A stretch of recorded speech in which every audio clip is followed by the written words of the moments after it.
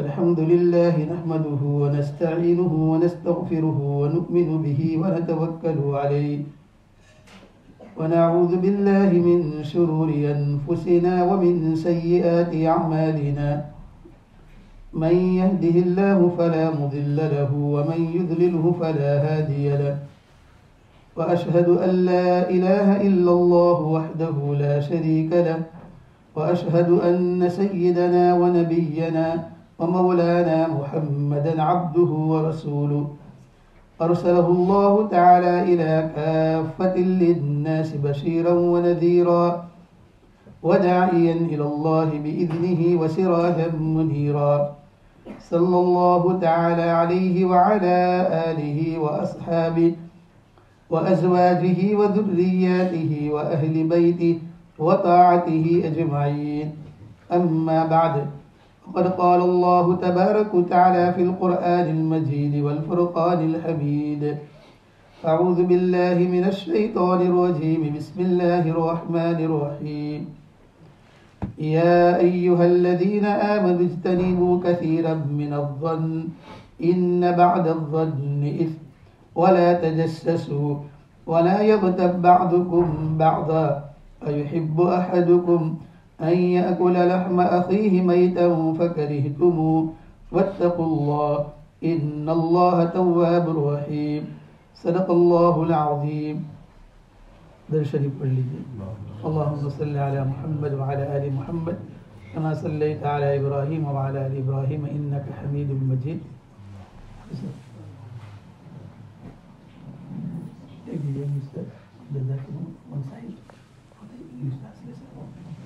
Boys, if you don't understand Urdu, the Hafiz will inshallah make English translation. And go in the door, near the door.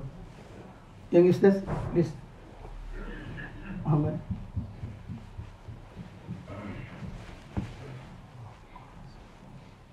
बुजुर्गान मुहतरम, अल्लाह तबारक व तआला का ये बड़ा करम और एहसान और फजल है कि उस करीम ज़ात ने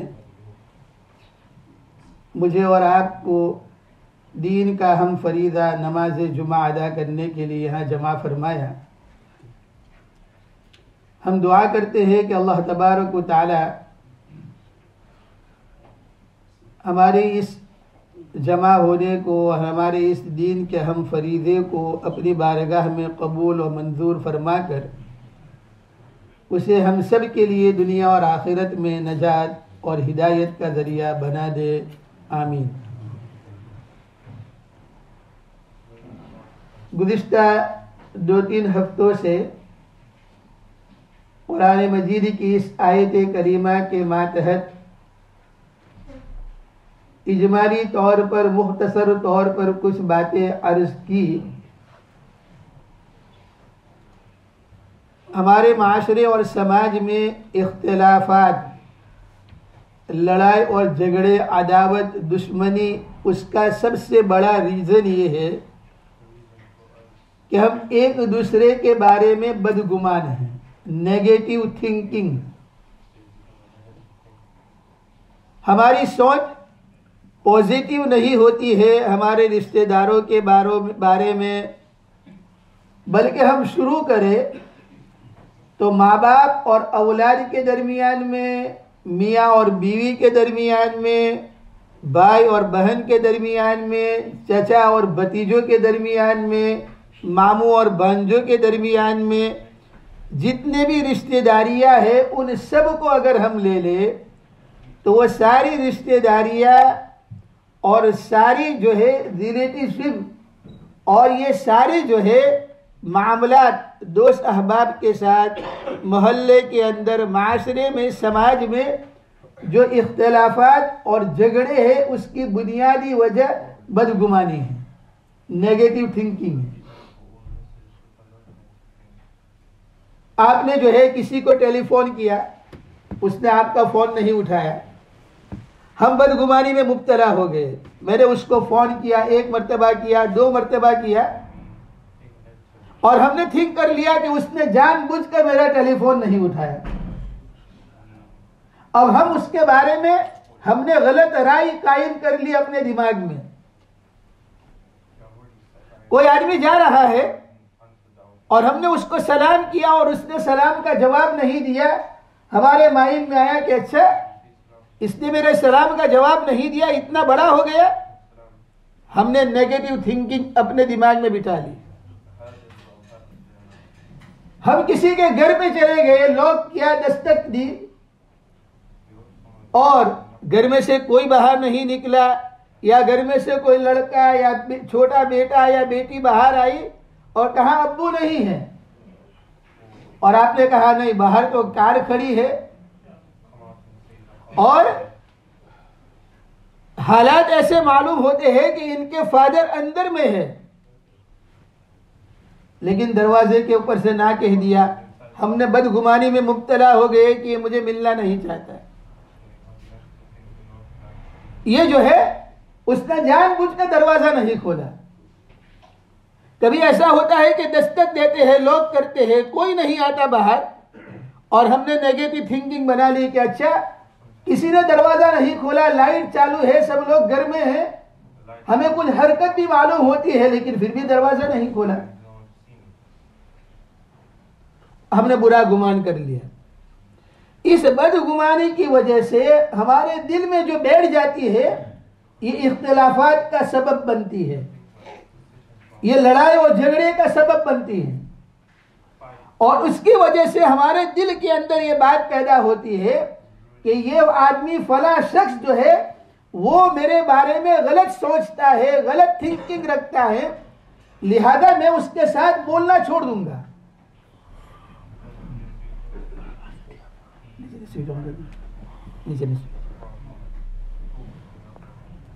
इसी तरह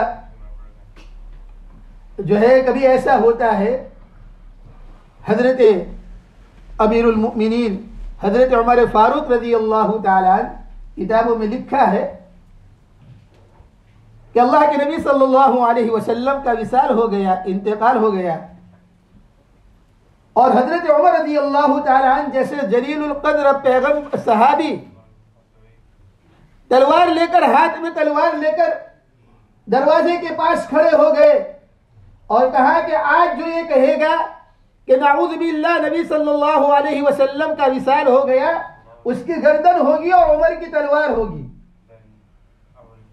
मेरे पैगंबर जो है, उसकी वफात नहीं हुई, बल्कि मेरे नबी और पैगंबर जिस तरह हजरत मूसा अलैहिस्सलातु वस्सलाम कोहे तूर पे तशरीफ ले गए थे, मेरा पैगंबर और नबी भी अल्लाह को मिलने गया है। सहाबाई किराम गमों के मारे आंसू उनके रुकते नहीं थे, और सहाबाई किराम के ऊपर बहुत बड़ा बोझ था। कोई दिल मानने के लिए तैयार नहीं था कि अल्लाह के नबी सल्लल्लाहु अलैहि वसल्लम का विसाल हो गया। ऐसे वक्त में हजरत उस्मान गनी रज़ी अल्लाह ताला अन्हु, जो तीसरे खलीफा है, हजरत उस्मान गनी रज़ी अल्लाह ताला अन्हु बैठे हुए हैं गम के अंदर, एक फिक्र के अंदर बैठे हुए हैं, और हजरत उमर रज़ी अल्लाह ताला अन्हु वहां से गुजरे तो सलाम किया। हजरत उस्मान गनी रज़ी अल्लाह ताला अन्हु ने सलाम का जवाब नहीं दिया। हजरत उमर रज़ी अल्लाह ताला अन्हु ने नहीं सुना, तो हजरत उमर रज़ी अल्लाह ताला अन्हु के दिल में बात आई कि मैंने उस्मान को सलाम किया और उस्मान ने सलाम का जवाब नहीं दिया। उसके दिमाग में और इसके दिल में क्या बात आ गई?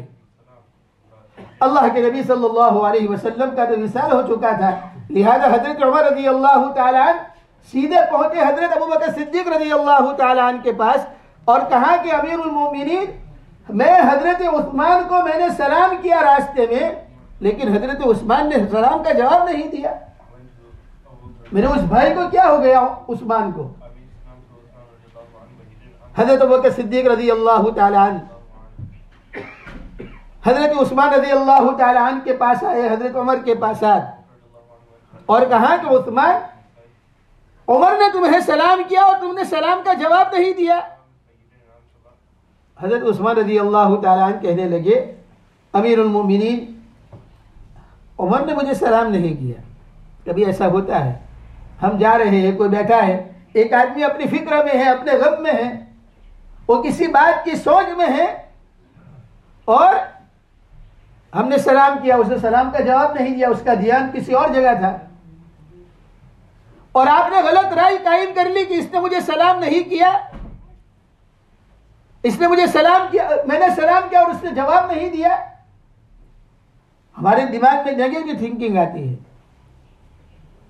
हज़रत उमर रज़ी अल्लाह तआला अन्हु हज़रत बकर सिद्दीक़ से कहते हैं, वल्लाही मैं बहलफ कहता हूं कि मैंने उनको सलाम किया, मैंने सलाम किया। हज़रत उस्मान गनी रज़ी अल्लाह तआला अन्हु फरमाते हैं, मैं कसम खा के कहता हूं अल्लाह की कि उमर ने मुझे सलाम ही नहीं किया। मैंने देखा कि उमर गुजरे लेकिन उन्होंने मुझे सलाम नहीं किया। देखो, दोनों वक्त के सहाबी हैं।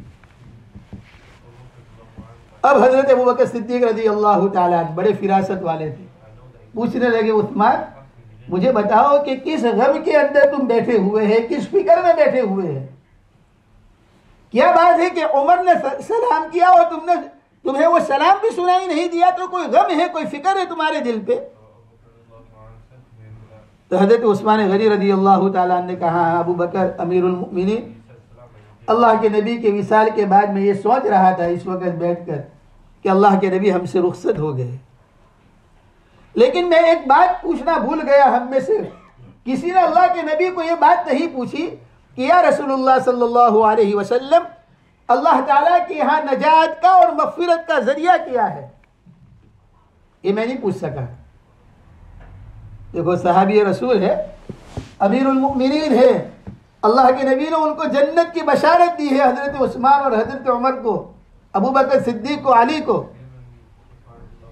10 सहाबा को। लेकिन ये कह रहे हैं कि नजात हमारी अल्लाह के यहाँ कैसे होगी, मग़फ़िरत? ये मैंने नहीं पूछा अल्लाह के नबी को। अब अल्लाह के नबी तशरीफ ले गए, मैं किससे पूछूं? हजरत अबू बकर सिद्दीक रज़ी अल्लाह तआला अन्हु मुस्कुराए और कहने लगे, उस्मान फिक्र मत करो, अबू बकर ने पूछ लिया अल्लाह के नबी से, ये बात इसने पूछी थी, बस ये सुनना था। रिवायतों में आता है कि हजरत उस्मान गनी रज़ी अल्लाह तआला अन्हु उछल पड़े और हजरत अबू बकर सिद्दीक रज़ी अल्लाह तआला अन्हु से कहने लगे, अमीरुल मोमिनीन, ये आपका हक है कि यकीनन आपने अल्लाह के नबी के साथ ज़्यादा वक्त गुजारा है, आप बताएं कि हमारा नबी इस बारे में क्या कहकर गया है, उन्होंने क्या इरशाद फरमाया? हज़रत अबू बकर सिद्दीक रज़ी अल्लाह तआला अन्हु ने कहा, अल्लाह के नबी ने इरशाद फरमाया, नजात की एक ही शक्ल है क़यामत के दिन, वो ये है कि तुम अल्लाह का कलीमा ला इलाहा इल्लल्लाह मुहम्मदुर रसूलुल्लाह वो लेकर अल्लाह के दरबार में आओगे, तुम्हारी नजात और तुम्हारा छुटकारा हो जाएगा, तुम्हारी मग़फ़िरत हो जाएगी। अल्लाह ताला हम सब को इस ईमान के ऊपर बाकी रखे मौत तक, और ये कलेमा हमारे साथ अल्लाह तबारक व तआला हमें आखिरी, जब हमारे रूह निकल रही हो तो हमारा आखिरी कलेमा यही हो, ला इलाहा इल्लल्लाह, और उसी के साथ हम अल्लाह के दरबार में पहुंचे। तो अर्ज कर रहा था, कभी कभी हम रास्ते में चलते हुए किसी को सलाम करते हैं, हो सकता है वो किसी फिक्र में है, कोई गम में है और उसने आपका सलाम का जवाब नहीं दिया, वो टेंशन में है। कहीं बैठा हुआ आदमी और आपने सलाम किया, उसने जवाब नहीं दिया, हम फौरन बदगुमानी में मुब्तला हो जाते हैं। नहीं, बदगुमानी से बचना चाहिए। किताबों में लिखा है कि सुल्तान मुराद बादशाह एक मरतबा सुबह के अंदर उठा, तो उठने के बाद कहता है अपने वजीर से, अपने खास मुशीर से, और कहता है कि आज पूरी रात मुझे नींद नहीं आई, घबराहट के अंदर, बेचैनी के अंदर मेरी रात गुजरी। तो वजीर बड़ा होशियार था, उसने कहा आप ऐसा करो कि चलो आम लिबास पहन लो और हम रैयत और लोगों की खबरगिरी के लिए चलते हैं, आपका दिल बहल जाएगा, लोगों के हालात सुनेंगे, आपकी तबीयत पर कोई बोझ है वो दूर हो जाएगा। बादशाह ने आम लिबास पहना, वजीर के साथ चलने लगा। लोगों के हालात मालूम करते करते एक जगह पहुंचा तो देखता है कि बहुत सारे लोग खड़े हैं और एक आदमी की मैयत पड़ी हुई है, लाश पड़ी है। बादशाह ने कहा कि लाश किसकी है और तुम लोग यहां खड़े रहकर ये सब उसके ऊपर लानत कर रहे हो और उस पर थूक रहे हो, ये क्या मामला है? कहा कि हमारे शहर और गांव का जो है बिल्कुल जिंदीक और लानती आदमी है, पूरा गांव इसके ऊपर थूकता है और लानत करता है। कहा क्यों?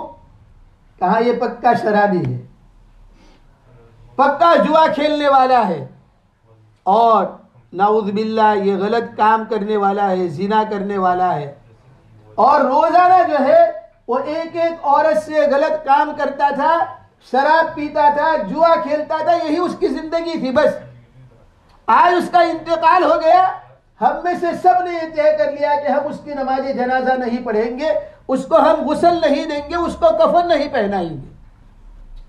बादशाह तो आम लिबास में था।